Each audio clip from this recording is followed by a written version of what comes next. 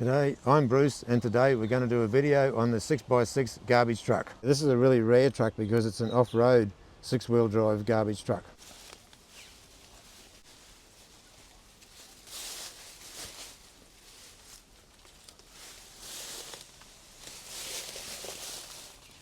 Yeah, it's got a 653 Detroit, got S-cam brakes, and it's got number 3 Eaton diffs and an Allison automatic. It's also fitted with Permatrack suspension, designed and built in Australia, and that's so it can get maximum articulation. The running gear in this truck is predominantly RFW. RFW stands for Robert Frederick Whitehead. He custom built off-road trucks in Australia, and I think they ran about the late 80s. It was in a fleet of trucks and the compactor on the back was a bit too small, so it's been sitting here for a fair while because they obviously moved on it and they bought another truck with a bigger compactor. We're going to see if we can get it to run. We won't be able to drive it anywhere because it's hemmed in with all this other equipment front and back. So the main thing is to see if it will start and whether it will move or not, and whether we can get it to build up air to release the brakes. I'm just standing in front of the truck, and this will give you a bit of an idea of the stuff that's in front of the truck.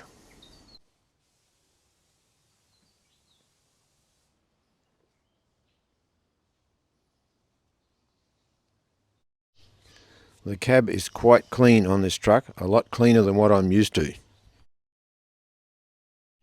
Like a lot of these things that have been sitting, the starter's not engaging from the button up in the cab.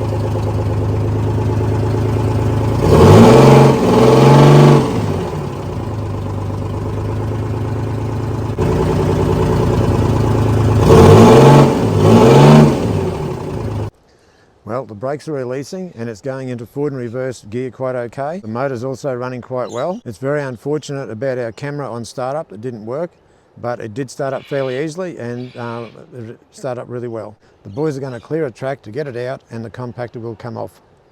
The compactor's off now and it's going to have a flat tray put on the back of it. The muffler's pulled off it now because the muffler was actually mounted on the compactor and we've had no use for the compactor. We had some technical difficulties earlier on, but now that's ironed out now so we can give it another start. It's got no muffler, so all the Detroit fans will probably enjoy the sound of this. Righto, here goes, we're going to start her up.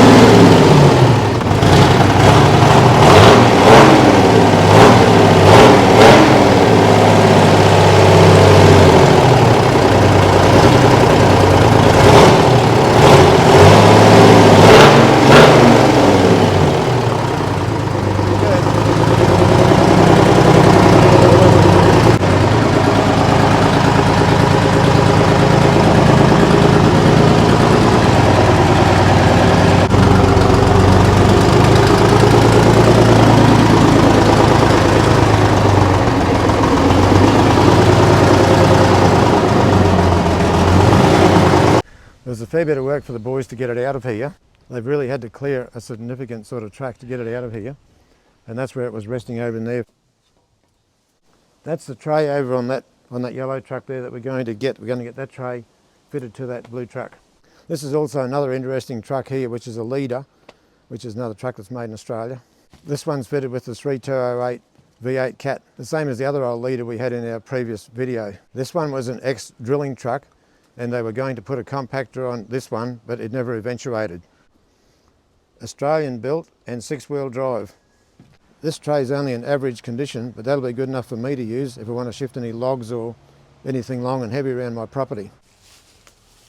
I'm not sure what length this tray is, but it'll probably be sticking out a bit off the back of that, the other truck when they put it on.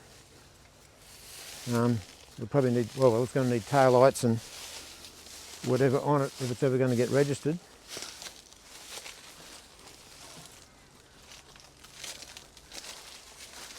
It came from southwestern Queensland, from what we understand. But I guess it's pretty close to the beach here, so that's why it's probably gone rusty while it's been sitting here.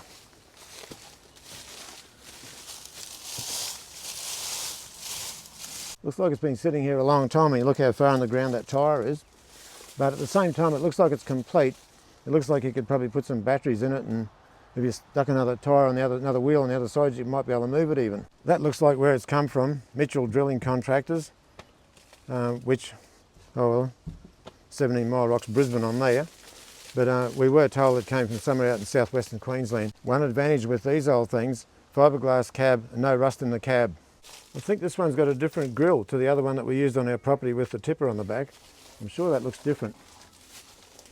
So I don't know whether it'd be an earlier model one or a later model one than the one that we used.